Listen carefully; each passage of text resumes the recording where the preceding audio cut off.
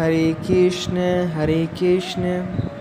कृष्ण कृष्ण हरे हरे, हरे राम राम राम हरे हरे। प्यारा भाइरो नमस्ते। जीअं त तव्हांखे ख़बर आहे त असीं श्री गुरु बालपुरी जीवन कथा जो आरंभ करे चुका आहियूं, जंहिंजा असीं 15 पार्ट कंप्लीट करे चुका आहियूं। अॼु असीं 16 पार्ट जी तरफ़ वधंदासीं ऐं जेकॾहिं तव्हांखे कथा हासिलु न थी आहे त तव्हां 0331311089 ते कॉन्टेक्ट कंदा। असीं तव्हांखे ग्रुप जी लिंक मोकिलींदासीं, जंहिंजे ज़रिए तव्हां ग्रुप में जॉइन थी करे कथा हासिलु करे सघो था। अचो त अॼु जी कथा शुरू कयूं। अॼु असीं श्री गुरु हीरापुरी साहिब ऐं श्री गुरु बुद्धपुरी साहिब जी जीवन कथा तव्हांखे ॿुधाईंदासीं। त सभ खां पहिरियां श्री गुरु हीरापुरी साहिब। श्री गुरु हीरापुरी साहिब हिकु विद्वानी महापुरुष ऐं ज्ञानी साधु हुआ। साईं पंहिंजे जीवन में केतिरियूं ई चमत्कारियूं ॾेखारियूं। साईं पाण हैदराबाद जे शहर में गणेश परी टिकाणो क़िलो हैदराबाद जे साम्हूं ख़लक ख़िदमत इस्पताल जे पुठियां जेका दुर्गा माता मंदरु हनुमान मंदरु आहे, उते साईं पिणु रहंदा हुआ। पाण उते ग़रीबनि जो मुफ़्त में इलाजु कंदा हुआ। पाण वॾा ज्ञानी ऐं पंहिंजे शिफ़ा वारे हथनि सां माण्हुनि जूं तकलीफ़ूं दूरि कंदा हुआ।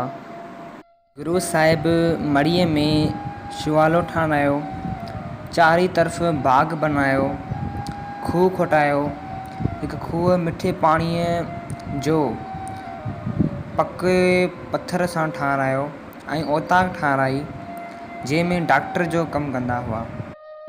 गुरु बुद्धपुरी मढ़ी में आयल हुआ ऐं संदसि गुरू जी तमामु घणी शेवा कई, जंहिं ते गुरू राज़ी थी करे पंहिंजो चेलो बणायो ऐं मढ़ीअ में गादी ते विहारियो।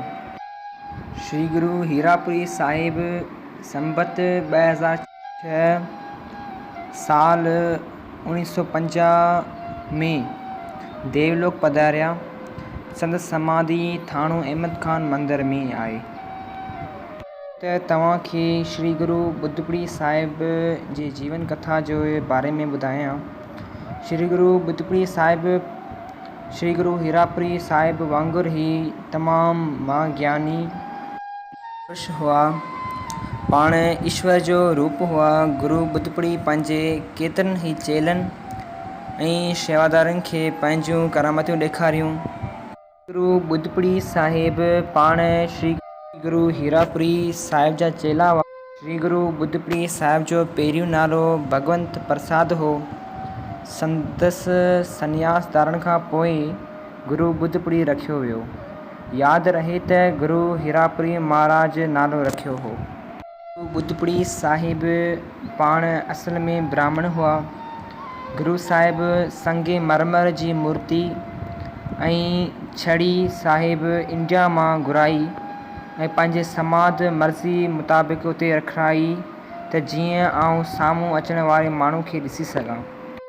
गुरु बुद्धपुरी साहिब पंहिंजे जीवन में केतिरनि ई माण्हुनि खे फ़ाइदो पहुचायो ऐं ग़रीबनि ऐं मिसकिननि सां तमामु घणी मोहबत हुई। पाण हमेशह ख़ैरात भंडार साहिब करण जूं तमामु कोशिशूं कंदा हुआ त जीअं घणी में घणो ग़रीबनि खे खाराए सघिजे।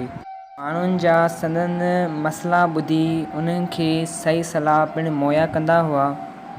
गुरु बुद्धपुरी साहिब कुझु समय मढ़ी में रहिया ऐं संदनि देवलोक शेर अहमद खान तारीख़ 12 महीनो वैसाख अंग्रेज़ी साल 1962 ईस्वी में परलोक पधारिया। अचो त अॼु तव्हांखे साईं जे बारे में हिकु नंढिड़ो वाक़ियो ॿुधायां। त लेखूमल ॿुधायो त गुरु बुद्धपुरी ऐं ॿिया प्रेमी घरनि ते हुआसीं। उते समाधियूं पथर जूं हुयूं। ख़बर न हुई त कंहिं जूं समाधियूं आहिनि। पोइ उते सभिनीनि मानी खाधी कुझु मानी बची पई। पोइ गुरू बुद्धपुड़ी साहिब लेखूमल खे चयो त बचियल मानी हिननि पथरनि वारे समाधियुनि ते रखी अचो। लेखूमल चयो त साईं छा थो चवीं? वरी बि गुरू खां पुछईं। गुरू चयसि त मैंने आपको बोला सुनाई नहीं देता क्या? जाओ और समाध पर रोटी रख के आओ। पोइ लेखूमल मानी रखी उन्हनि भरिसां ॿियो नंबर समाध मां आवाज़ु आयो त आउं अव्हां जो पुरी आहियां, मुंहिंजी समाध ठाहिरायो। उहे सभु समाधियूं ठारायूं वेयूं। पहिरियों सिर्फ़ु हिकु समाध गुरू बालपुरी जी ठहियलु हुई, उन खां पोइ ॿियूं समाधियूं ठहियूं। बोल श्री गुरू बालपुरी सिद्ध सवाई की जय। बोल श्री गुरू बुद्धपुड़ी सिद्ध सवाई की जय। हरी साध संगत जी, सुभाणे मां तव्हांखे गुरू बुद्धपुड़ी जे वधीक वाक्यनि जे बारे में ॿुधाईंदुसि। लाइ एतिरो ई। ऐं ॿी हिकु वेनती, हरि नाम जो सिमरन ज़रूरु कजो। हरे कृष्ण कृष्ण कृष्ण हरे हरे, हरे राम राम राम हरे हरे। धन्यवाद।